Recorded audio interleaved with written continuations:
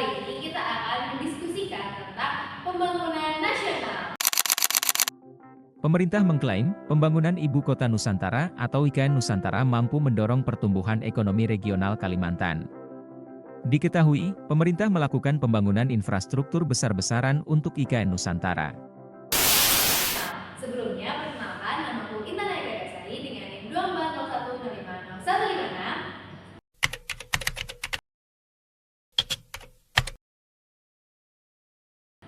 Dan aku Rika Wijaya Suciadi dengan NIM 24010500137. Dan aku ada Isna Nur Ainuha dengan NIM 24010500157. Yuk simak terus ya. Pembangunan di Indonesia itu udah sejauh mana sih? Tapi pembangunan nasional tuh sebenarnya itu bukan cuma soal infrastrukturnya, tapi juga bagaimana orang-orang masyarakatnya itu bisa sejahtera secara merata. Kayak seolah-olah itu memang ada jurang antara perencanaan di kertas dan juga realitanya di lapangan. Sebenarnya itu pembangunannya dibangun nggak sih? Jadi langkah Kecil.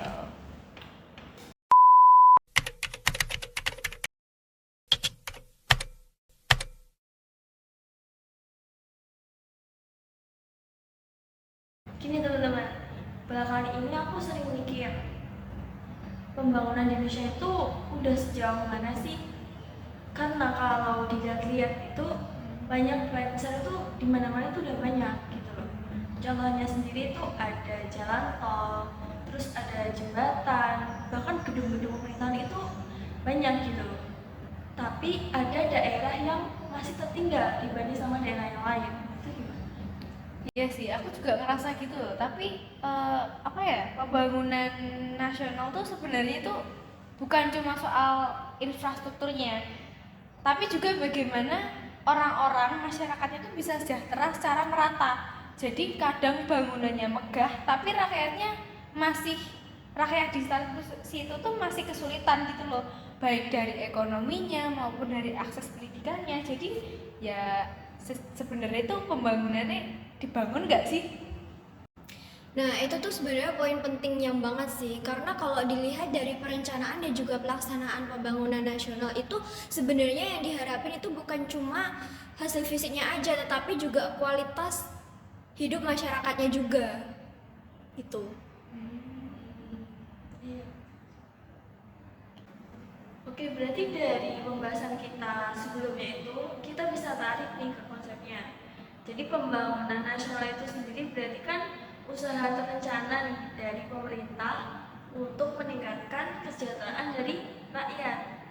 Jadi sebenarnya itu udah diatur juga itu lewat rencana pembangunan jangka panjang dan jangka menengah juga. Jadi itu udah ada arah dan tujuannya sih dari pemerintahnya. Sebenarnya.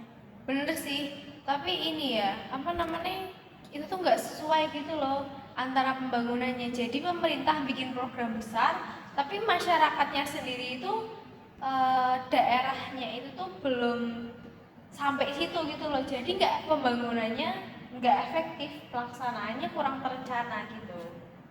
Betul sih, kayak seolah-olah itu memang ada jurang antara perencanaan di kertas dan juga realitanya di lapangan. Nah, padahal tujuan awalnya itu emang udah bagus untuk pemberantasan kemiskinan dan juga meningkatkan SDM. Tapi ya emang implementasinya itu yang agak tersendat gitu.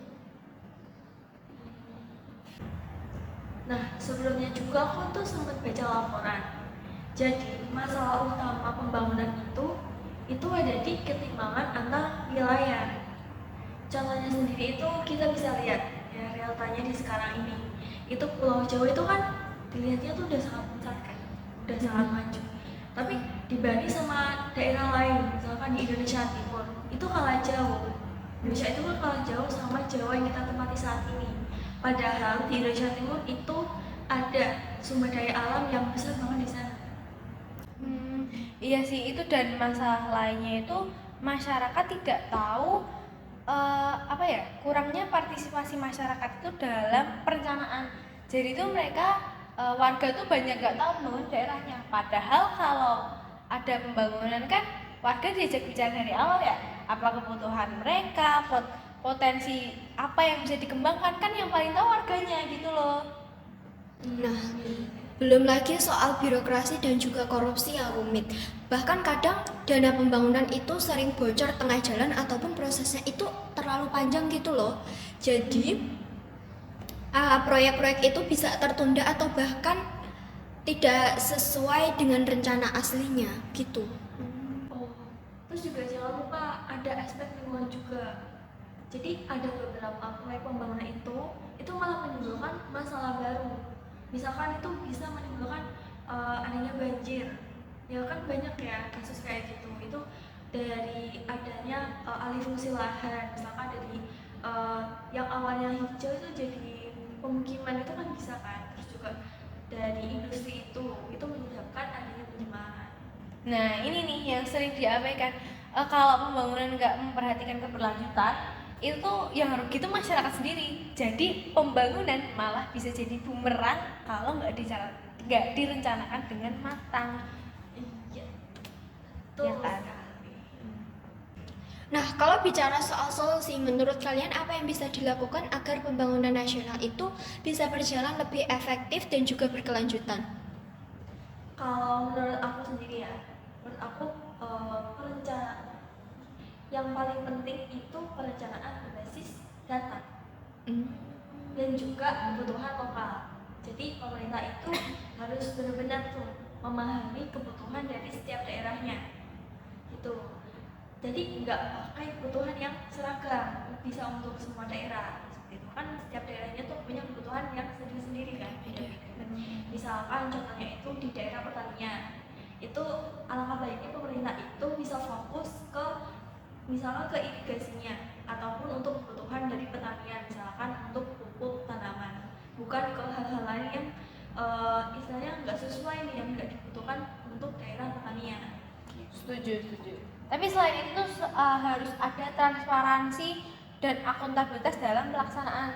Jadi kalau masyarakat bisa mengawasi anggarannya, itu maka penyimpangan itu bisa diminimalisir gitu loh. Jadi nggak bisa diawasi lah, masyarakat itu mengawasi gitu loh.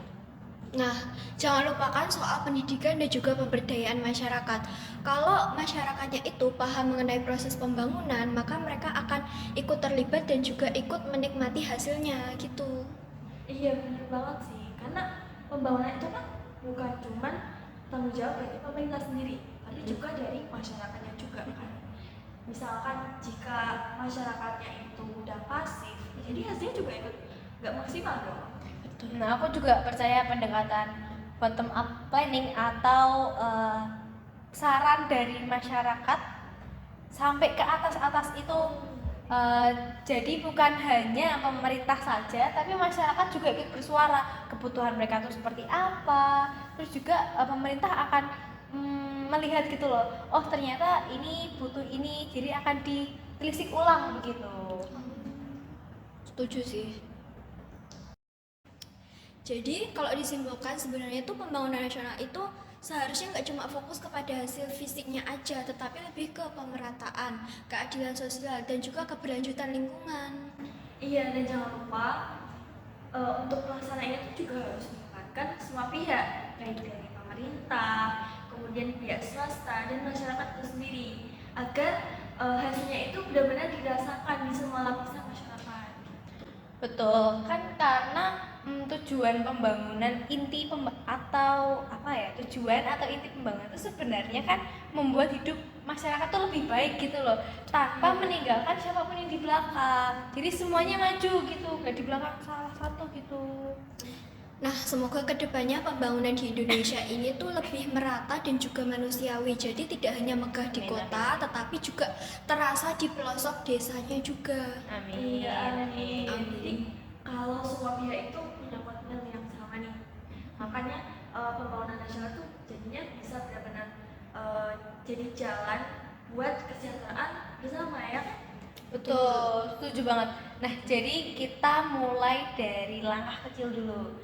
Mulai dari musyawarah warga, menjaga lingkungan, dan juga peduli pada sesama. Karena pembangunan besar itu dimulai dari langkah-langkah kecil masyarakatnya. Betul, betul, setuju. Iya, setuju banget. Ya kan ya? Jadi langkah Kecil. Nah, itu dia teman-teman hasil diskusi kita tentang pembangunan nasional. Jadi, pembangunan nasional itu tidak hanya dimulai dari pemerintahannya saja, tetapi juga dimulai dari langkah kecil masyarakatnya. Nah, jadi harapan kita itu pembangunan nasional itu bisa lebih merata, tidak hanya megah di pusat kota, tetapi juga merata sampai ke pelosok desanya. Iya, dengan langkah tersebut, maka semua lapisan dari masyarakat itu bisa merasakan nih hasilnya dari pemerintah itu. Usaha pemerintah itu bisa kita rasakan ke masyarakat. Betul sekali. Nah, sekian dari diskusi kami. Aku Intan Eka Dasari. Aku Rika Widya Sujani. Aku bisa Ainullah. Kami pamit undur diri. Terima kasih. See you.